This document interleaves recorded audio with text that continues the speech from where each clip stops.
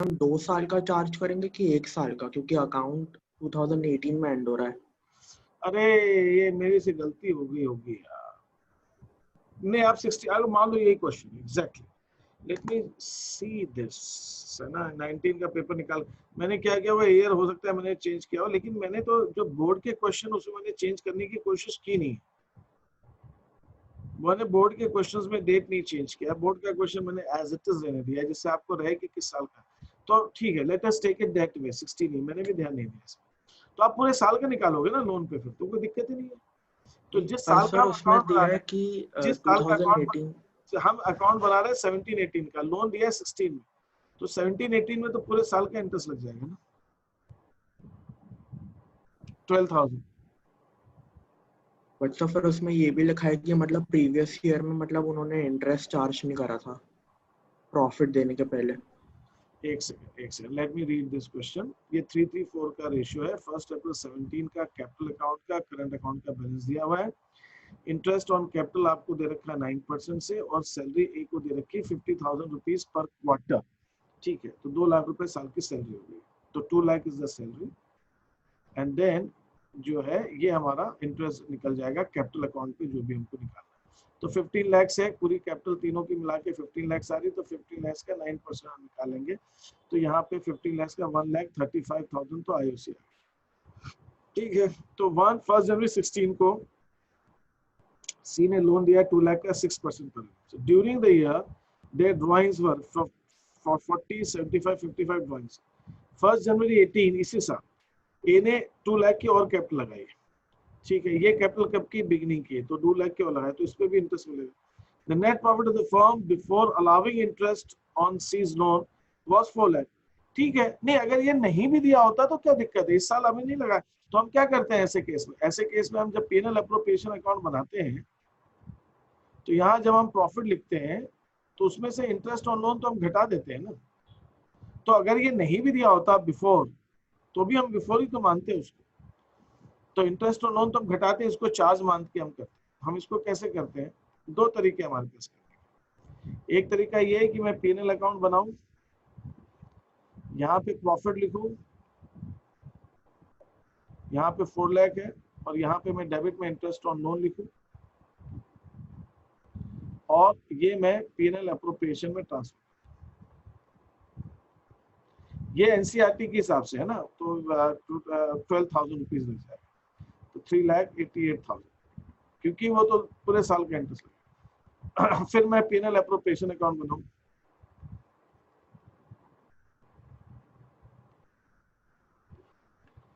ये P&L appropriation को profit में यहाँ ट्रांसफर करूं,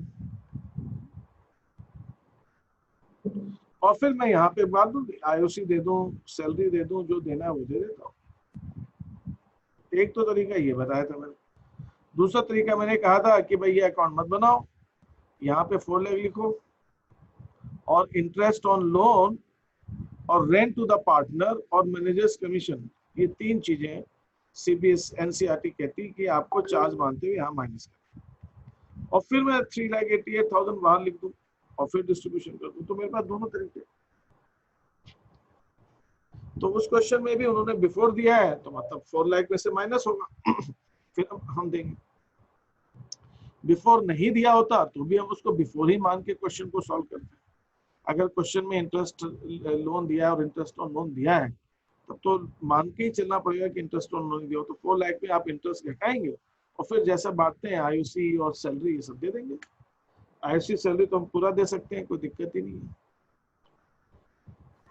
ओके सर। ये 21 क्वेश्चन। और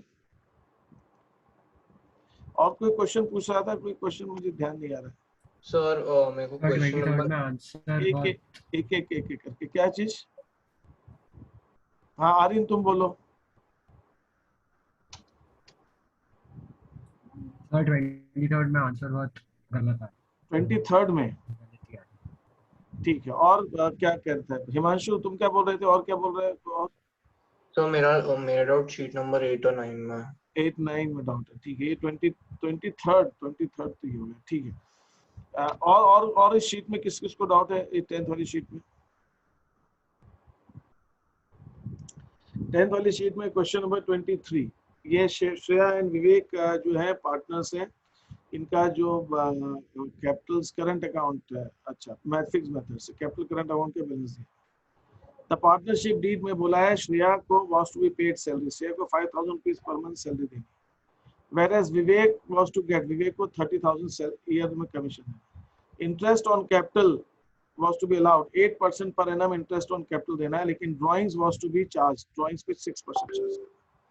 ठीक है, drawings हमें दे रखा है श्रेया का 3,000 at the beginning of each quarter, तो टोटल drawings कितनी होगी श्रेया की 3,000 into 4, और drawings पर रेट है हमारा 6%, बिगिनिंग ऑफ ईच क्वार्टर है तो 7.5 months, क्वार्टर के बिगिनिंग में कितना, हाँ 7.5, ये इंटरेस्ट लग जाएगा। ये तो शेयर का ड्राइंग्स इंटरेस्ट हो गया।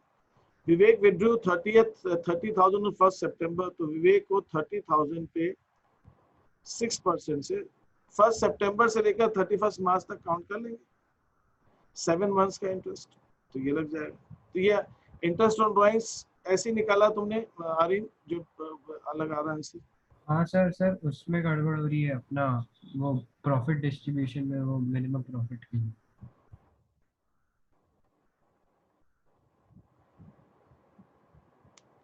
अच्छा, okay okay okay okay okay, ऐसा कुछ है क्या इस क्वेश्चन में कि प्रॉफिट कम पड़ रहा है क्या? कैपिटल कितनी होगी, 5 लाख, 5 लाख कैपिटल है और आईओसी है 8%, तो 8% ऑफ 5 लाख, ठीक है, तो दैट इज 40,000, तो 40,000 तो हमें आईओसी देना है, और तो सैलरी भी, अच्छा सैलरी 5,000 पर मंथ है, तो 60,000 हमें सैलरी देनी है, और 30,000 कमीशन है, तो 30,000 सैलरी, ये कमीशन, तो 1,30,000 हो रहा है। हमारे पास प्रॉफिट कितना है, 1,20,000, और हमको interest on drawings, interest on drawings कितना आ रहा है, इंटरेस्ट ऑन ड्राइंग्स तुमने निकाला होगा श्रेया का और विवेक का अलग अलग, 1500 सर। दोनों मिला के, हाँ। तो इंटरेस्ट ऑन ड्राइंग्स 1,500, तो हमारे पास टोटल प्रॉफिट है 1,21,500, और हमको टोटल बांटना है 1,30,000। तो ऐसे केस में हम अलग अलग मत दो, आप आईओसी अलग दो, सैलरी अलग दो, कमीशन अलग दो, ऐसे मत करो, बहुत ज्यादा कैलकुलेशन हो जाएगी। इसका सिंपल तरीका ये है कि कंपोजिट का रेशियो निकालो, श्रेया एंड विवेक, हाँ सर, मतलब वो 4:3 रेशियो। पूरे का एक रेशियो निकालो, कमीशन सर 30,000, लैग कर रही है आपकी स्क्रीन बीच में। वॉइस लैग कर रही है, ओके, कमीशन 30,000 हो गई। अब थोड़ा बेटर है कि अभी भी वैसे ही है? सैलरी सर अभी ठीक है, वो थोड़ा पहले का एक्सप्लेन कर देना ना, समझ में नहीं आया वो। तो वह पहले इनका कंपोजिट रेशियो निकालेंगे। कंपोजिट रेशियो कैसे निकालेंगे, श्रेया विवेक, कमीशन है विवेक का 30,000, श्रेया की सैलरी है 60,000, और अब हमें इसमें आईओसी देना है। आईओसी कितना कितना बन रहा है, 8 3 24,000 श्रेया का बन रहा है, और विवेक का आईओसी बन रहा है 16,000। तो टोटल कितना मिलेगा विवेक को, दैट इज 84,000 श्रेया को, और विवेक को मिलेगा 46,000 टोटल अमाउंट। तो ये टोटल मिला के हमारा 1,30,000 होता है, लेकिन अब हमारा प्रॉफिट है 1,21,500। तो ये जो इनका रेशियो है 84:46, ये और कम हो सकता है, 42:23, इससे कम नहीं होगा। तो 1,21,500 को 42:23 में बांट दो। तो इसके लिए तुम क्या करोगे, जो अकाउंट बनाओगे, पीएनएल अप्रोप्रिएशन,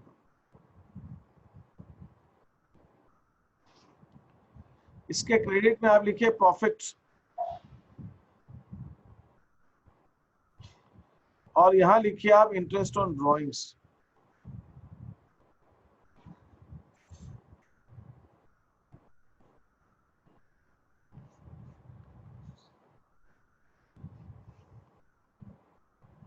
और डेबिट में लिखिए to partners capital.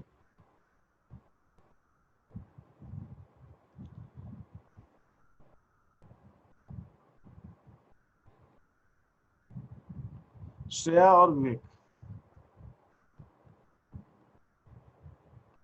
And then आप इन दोनों को बांट दीजिए। सर पर अपन जैसे जो अभी प्रॉफिट है बट वो नहीं है, इन एजुकेट है, तो सर अपन इस वक्त मतलब जब इनसफिशिएंट प्रॉफिट, हाँ ठीक सर है। तो अपन तीनों को मतलब जैसे सैलरी, आईओसी और कमीशन, इन तीनों को अपन रेशियो में बांटते थे ना, 4:6:3। वो भी कर सकते हो, उसमें कैलकुलेशन बहुत बढ़ जाएगी। 1,25,000 तो 1,21,000 को पहले हम आईओसी के और सैलरी के और कमीशन के रेशियो में बांटेंगे, फिर आईओसी जितना आएगा उसको फर्दर बांटेंगे। सैलरी तो चलो एक को मिल रही है, कमीशन भी एक को मिल रहा है, तो हमको एक कैलकुलेशन तो ये लगेगी, फिर एक कैलकुलेशन ये लगेगी, तो जितनी कैलकुलेशन है उतनी मिस्टेक होने की चांसेस ज्यादा और है। मतलब दोनों और तरीके से कभी कर कभी सकते बहुत हैं। ऑड फिगर आ सकती है, बहुत ऑड फिगर आ सकती है ना। पता चला हमारा 26 और 57 और पता नहीं क्या क्या, ऐसा कुछ अजीब सी फिगर। तो ऐसी ऑड फिगर में गलती ज्यादा होती है।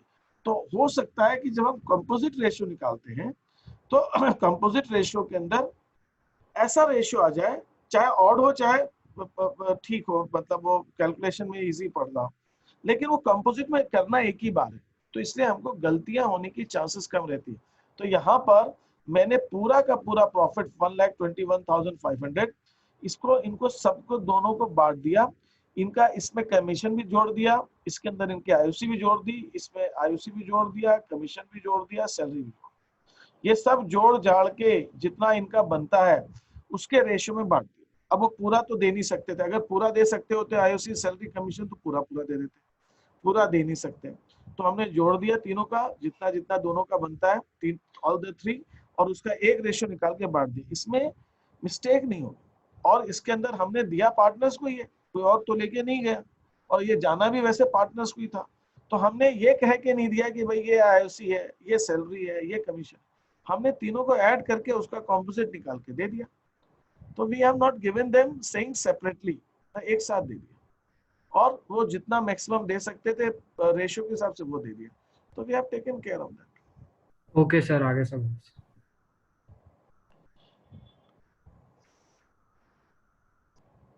तो ये वाला 23rd, इस 10th शीट में किसी को और कुछ पूछना है तो पूछ लीजिए मेरे से।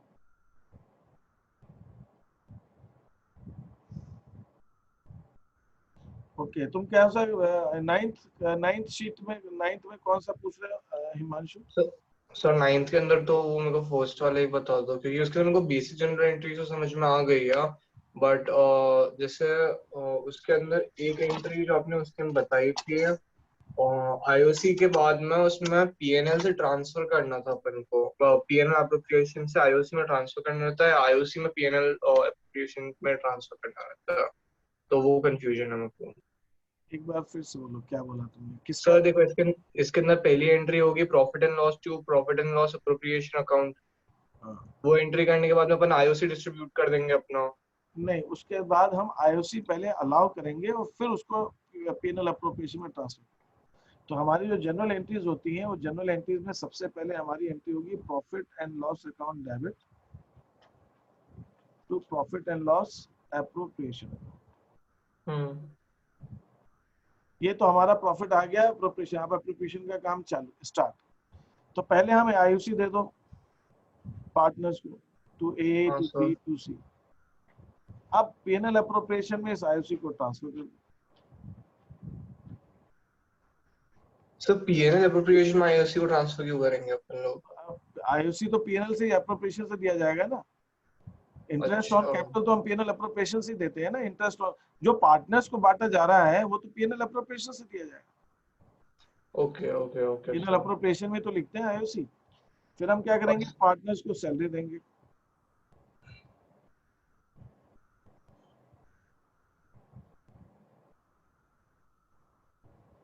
फिर पीएनएल फिर उसको पीएनएल एप्रोप्रिएशन से उसको अप्रोप्रिएशन में सैलरी हम में। सैलरी ट्रांसफर कर देंगे।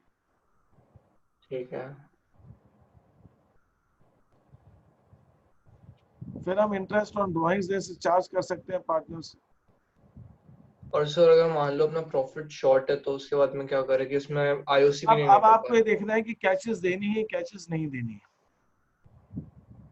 और मतलब सर सिर्फ आईओसी देना है, बट आईओसी चार्ज है वो देना है, बट अपना आईओसी शॉर्ट पर मतलब अपने आईओसी के लिए आईओसी चार्ज है ना, आईओसी चार्ज है ना। yes, हमारा प्रॉफिट 30,000 रुपये, आईओसी चार्ज है। सपोज आईओसी 20,000, 25,000 और 10,000। 55,000 आईओसी दे दो 30,000 प्रॉफिट है, आईओसी चला गया 55,000। अब सैलरी अगर मान लो नहीं है और इंटरेस्ट ऑन ड्राइंग्स भी नहीं, तो 25,000 का लॉस हो गया ना पीएनएल अप्रोप्रिएशन में। पीएनएल अप्रोप्रिएशन में लॉस हो गया, पीएनएल अप्रोप्रिएशन अकाउंट के अंदर लॉस हो गया। यहाँ पे हमने किया 30,000 और यहाँ पे हमने दे दिया आईओसी 55। तो पीएनएल अप्रोप्रिएशन में लॉस हो गया हमको 25,000। तो लॉस पे हम क्या करेंगे, partners capital account debit to PNL appropriation. तो यहाँ पे मैंने ना बाय पार्टनर्स कैपिटल। अच्छा, लॉस तो इधर बांटेंगे ना, ये यहाँ पे 30 है 55 दे दे तो लॉस तो इधर जाएगा ना एबीसी। तुम्हारी एंट्री क्या बनेगी, A B C debit to PNL appropriation account. कितना 25,000 उनके रेशियो में बांट दो।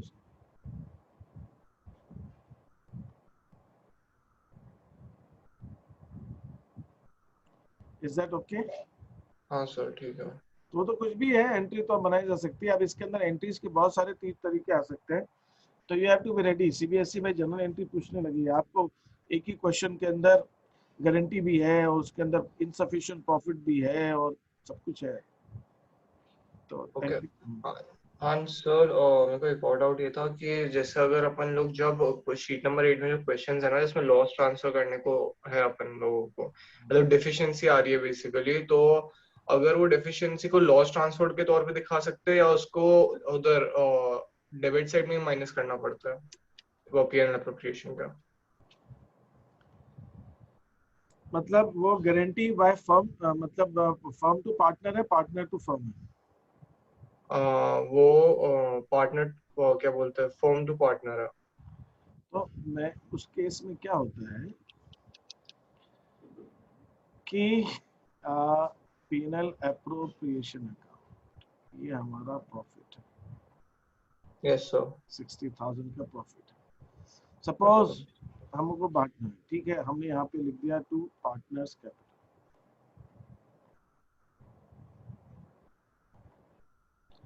ए बी सी 3 पार्टनर्स है, इक्वल रेशियो हमने बांटा। सी को गारंटी 25,000 की है, तो 5,000 उसको और दे दिया, तो मैंने यहीं पे माइनस कर दिया उसको। हाँ कोई प्रॉब्लम नहीं है। अगर सिर्फ एक पार्टनर ने दी होती तो भी मैं यहीं पे माइनस कर सकता था उसको। सर मैंने उसकी जगह अगर यहाँ पे वापस प्रॉफिट के नीचे लॉस ट्रांसफर करके उसके बाद में कैपिटल से घटा दिया तो सही नहीं होगा ना? प्रॉफिट के नीचे लॉस ट्रांसफर कर दिया मतलब कैसे चाह रहे उसको? सर जैसे अब अपना प्रॉफिट शॉर्ट हो गया और किसी पार्टनर ने प्रॉफिट शॉर्ट नहीं है इस केस के अंदर, वो तो गारंटी पार्टनर्स ने, मतलब अच्छा चलो, मतलब आई डोंट नो, तो बताओ कैसे करो, मैं लिखता जा रहा हूँ तो मुझे समझ सर बाय लॉस ट्रांसफर नहीं ये सही था, बस सर उतना उसको रहने देते ना, इक्वल रेशियो में रहने दो उसको। रहने दिया। अब क्या करना है इसके अंदर? और मैंने इसमें लिख दिया था लॉस ट्रांसफर और प्रॉफिट के नीचे, यहाँ पे लॉस ट्रांसफर, प्रॉफिट के नीचे सर, प्रॉफिट के नीचे राइट, क्रेडिट साइड में, हाँ क्रेडिट साइड क्या लिखना है? लॉस ट्रांसफर या फिर पार्टनर या फिर उसमें लॉस ट्रांसफर किसको किया तुमने?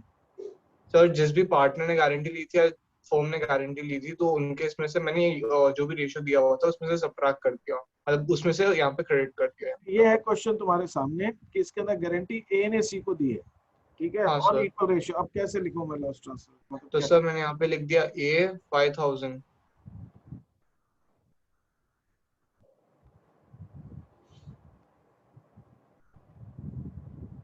हाँ, अब फिर यहाँ पे कैसे कितना कितना बांटना है? सर ये -50,000 और ये -5,000 हटा दिया यहाँ पे, और यहाँ पे 20 + 5 हटा दिया, उसको 25 रहने दिया। अच्छा ओके ओके ओके, ठीक है आई गॉट योर पॉइंट। तो तुम यहाँ पे प्रॉफिट जो है 65,000 बांट, हाँ मतलब वो ए ने यहाँ जो टोटल प्रॉफिट है तुम 65,000 बांट दोगे और तुमने यहाँ पर इसको 25 दे दिया, सीधी सी बात। हाँ ठीक है, ऐसा कर लो। कर लो क्योंकि मतलब एंड में जाके होगा तो टेक्निकली उसी से माइनस होगा आगे जाके, तो इसके लिए। ठीक है, ऐसा कर लो। हाँ सर। और इसकी ठीक है, चलने दो, अभी तो चलने दो, देखते हैं अगर कुछ आएगा तो। और इसकी जनरल एंट्री भी ऐसी जाएगी फिर, ए टू सी। हाँ, जनरल एंट्री में क्या कर रहे हो? जनरल एंट्री, जनरल एंट्री भी इसकी ऐसी जाएगी, ए टू सी जाएगी ना, ए डेबिट हो जाएगा और ए क्रेडिट हो जाएगा। नहीं, अब जनरल एंट्री इसकी क्या बनेगी? अगर तुम इसकी एग्जैक्ट जनरल एंट्री देखो तो पहले एंट्री तुम्हारी बनेगी PNL account debit to PNL appropriation, वो तो एक आ गई। दूसरी एंट्री जो तुम्हारी बनी वो बनी आपकी वो तो profit sharing ratio account debit to PNL appropriation. अच्छा ठीक है। फिर दूसरी एंट्री बनी PNL appropriation account debit to A to B to C. Actually ये अप्रोच थोड़ा सा अनकन्वेंशनल जा रहा है सीबीएसई के पैटर्न के हिसाब से, लेकिन टेक्निकली गलत तो है, गलत नहीं है। लेकिन इसमें अगर कभी कभी क्या होता है, गारंटी के क्वेश्चन में पूछते हैं कि एडजस्टमेंट एंट्री। एक बार बोर्ड में एक क्वेश्चन पूछा कि आप गारंटी का क्वेश्चन था और उसने बोला सिर्फ एडजस्टमेंट एंट्री पूछी थी, सिर्फ एक एंट्री पूछी। ये एंट्री कौन सी एंट्री होती है? ये एंट्री होती है डेफिशिएंसी वाली। सपोज इस क्वेश्चन के अंदर अगर मैं इसकी एडजस्टमेंट एंट्री बनाऊं तो इसकी एडजस्टमेंट एंट्री बनेगी ए टू सी। तो इस अप्रोच के अंदर अगर हम पूरा ये फॉलो करते हैं तो ये एंट्री अपने को समझ में आए। अगर अपने को समझ आ रहा है तब तो कोई दिक्कत नहीं, लेकिन जब क्वेश्चन थोड़ा सा ट्विस्टेड हो तो अपने को वो समझ में आ जाए, बस इतनी सी बात है। बाकी ठीक है, इसमें भी अभी तो चलने दो, अभी तो कौन सा बोर्ड एग्जाम है, फिर देखेंगे जैसा भी आएगा बाद। कोई क्वेश्चन ऐसे आएंगे तो दिक्कत ये लॉस के केस के अंदर कैसे करोगे? अच्छा, इस अप्रोच में लॉस में कैसे करोगे? अगर मान लो मैं कहता हूं कि सी को गारंटी हमने दी है 25,000, सी को गारंटी 25,000 को दी है और फर्म और इक्वल रेशियो है 1:1 और फर्म को लॉस हो जाए 60,000, तो कैसे करोगे उसको? तो फिर सर लॉस जो है वो पहले इन लोगों में बीच में डिवाइड करेंगे हम। बट लॉस पहले तो मैं लॉस को डेबिट साइड लिखूं और वो आप बताते जाएंगे मुझे कैसे डिवाइड करना है, डेबिट में लिखना है, क्रेडिट में लिखना है, क्या। तो ये लॉस हो गया, यहाँ पे मैंने लिख दिया लॉस ट्रांसफर 60,000। हाँ, अब क्या करूं मैं? बांटना है मुझे, कैसे बांटना है? तो सर अगर इक्वल रेशियो में लिखा हुआ है सर, इसमें गारंटी है ना सी को 25,000 की है, तो सी को 25,000 अपन लोग दे देंगे। मतलब हम उसको सीधे से, ये तो वैसे भी क्वेश्चन हम ऐसे ही करते हैं इसको, सीज कैपिटल अकाउंट डेबिट 25,000, अब लॉस हो गया हमारा 85,000 का। अब 85 ए और बी के बीच में डिवाइड होगा क्योंकि इसको 60 इसको प्रॉफिट देना इम्पोर्टेंट है उन लोगों के लिए।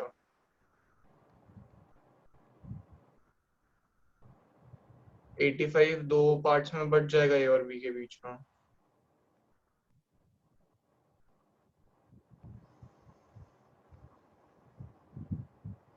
42,500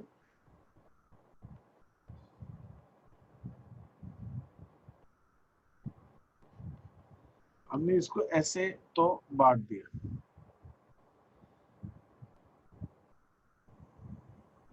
ठीक है, लेकिन अगर हमारा डेफिशिएंसी रेशियो अलग होगा तो ये क्वेश्चन गलत हो जाएगा।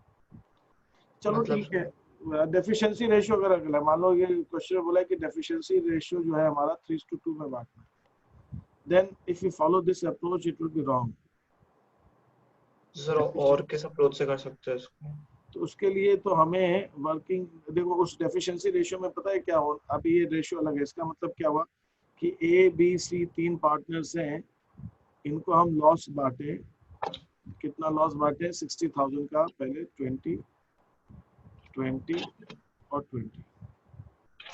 सी को मुझे देना है 25,000, ये लॉस है, ब्रैकेट में दे रहा हूँ लॉस।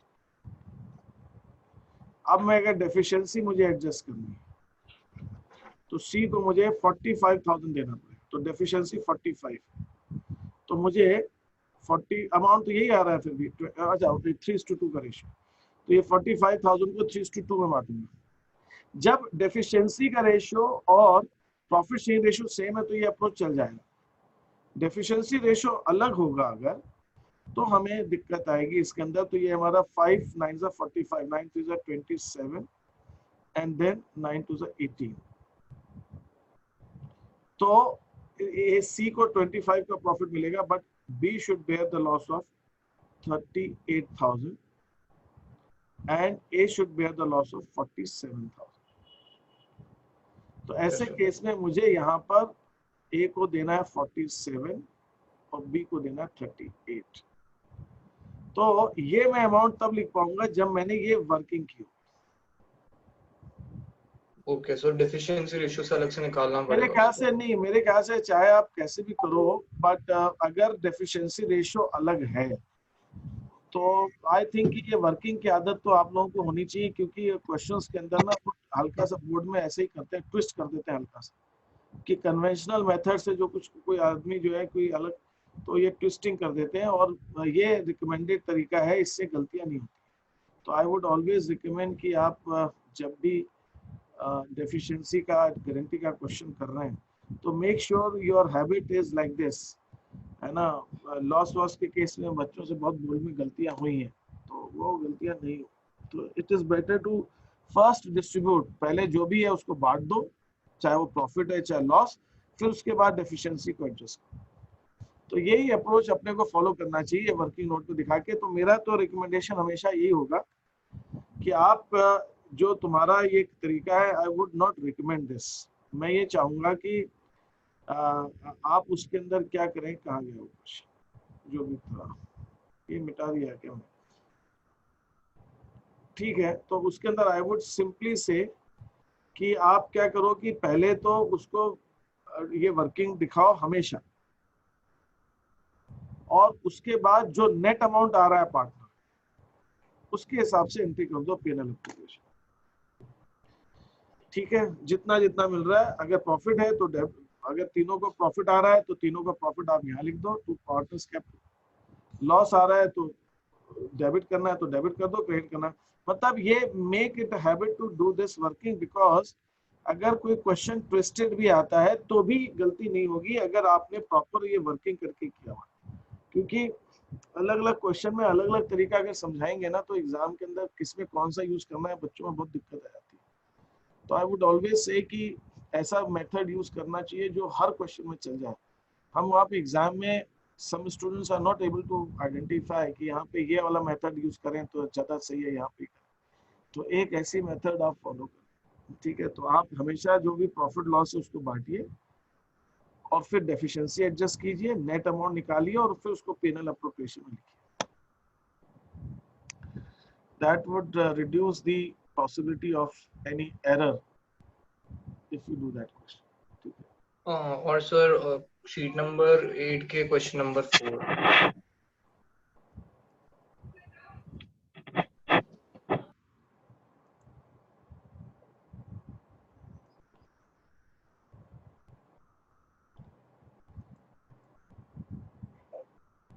शीट नंबर 8 का question number 4। So may I leave? Okay okay, हाँ बोलो। Question sir question number number 4। 4, question number 4, हाँ, ठीक है। इसमें कहाँ पे दिक्कत आ रही है?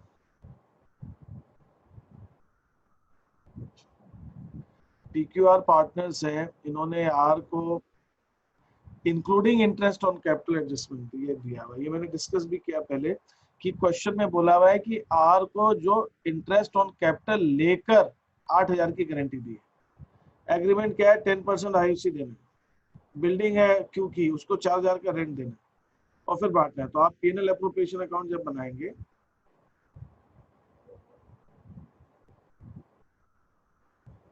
तो यहाँ पे प्रॉफिट 33,200 में आप पहले रेंट घटाओ,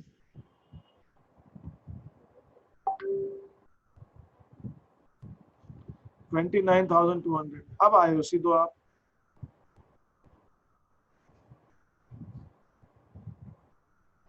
अब आप आईओसी दो। उसके अंदर आईओसी कितना कितना दिया जाएगा?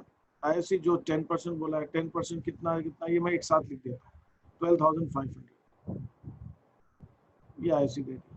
अब और तो कुछ है नहीं आईओसी के अलावा, सैलरी वैलरी तो कुछ है नहीं, आईओडी है, ड्राइंग्स है लेकिन आईओडी नहीं है। अच्छा आईओडी नहीं है, ड्राइंग्स है, ड्राइंग्स का कोई काम ही नहीं है। तो ये 29,200 के अंदर 12,500 चला गया। ठीक है हिमांशु, है कि नहीं Himanshu? Are you listening? I am discussing question with you. Sorry sir, मैं म्यूटेड था, सॉरी। तो ये 16,700 हमारा जो है प्रॉफिट बचा। 29,200 प्रॉफिट है आफ्टर रेंट, और ये प्रॉफिट बचा हमारा 16,700। अब आई वुड से कि 16,700 को पहले पीक्यूआर को बांट दो। अब आईओसी के साथ में 8,000 देना है ना, तो आईओसी आर को कितना देना है? आईओसी 10% देना है, तो आर का कितना हुआ? 2,500 तो आईओसी मिल गया उसको। तो 8,000 में 2,500 तो आईओसी मिल गया, कितना बच गया प्रॉफिट? 5,000। तो यहाँ जो बाद में हम प्रॉफिट बांटेंगे, यहाँ पे आर को कम से कम 5,500 मिलना चाहिए। वो अमाउंट कुछ अलग से आ रहा है, ऑड सा फिगर कुछ आ रहा है। तो जो भी आ रहा है वो 16,700 को बांट दो, और जितना कम पड़ रहा है 5,500 और दे देंगे आर को, और बाकी के पार्टनर में से वो माइनस कर देंगे। Okay sir. पार्टनर्स कैपिटल समझ में आया कि नहीं आया? मैं करूं इसको? नहीं सर, समझ में आ गया। मतलब बेसिकली पहले यहाँ पे लिख देंगे कि इसको 5,500 मिला और 2,500 मतलब यहाँ पे अपन को कैसे यहाँ पे 16,700 को पहले बांटो तीनों में रेशियो, फिर और इसको जितना भी 5,500 करने के लिए जितना कम पड़ रहा है उतना और दे देंगे, और बाकी के पार्टनर में से उतना माइनस कर देंगे, उनके रेशियो में से माइनस कर देंगे। Okay sir. उनके आपस के रेशियो में 4:3 के रेशियो माइनस कर देंगे। हाँ सर, ठीक है, समझ में आ गया। तो सर मैं आपको बस ये वाला क्वेश्चन करके फिर शीट नंबर 8 भेज देता हूँ, और फिर मैं आपको आज तक में शीट नंबर 9 भी भेज दूंगा। मैंने चालू तो कर दी थी बट हाँ बस मुझे कल तक जो है वो 10 तक सारा मिल जाएगा, बस ये ध्यान रखना, ठीक है सर 10 तक के लिए तो मंडे तक का टाइम था ना? हाँ वही कल तक कह रहा हूँ, मतलब मंडे तक, कल संडे है सर।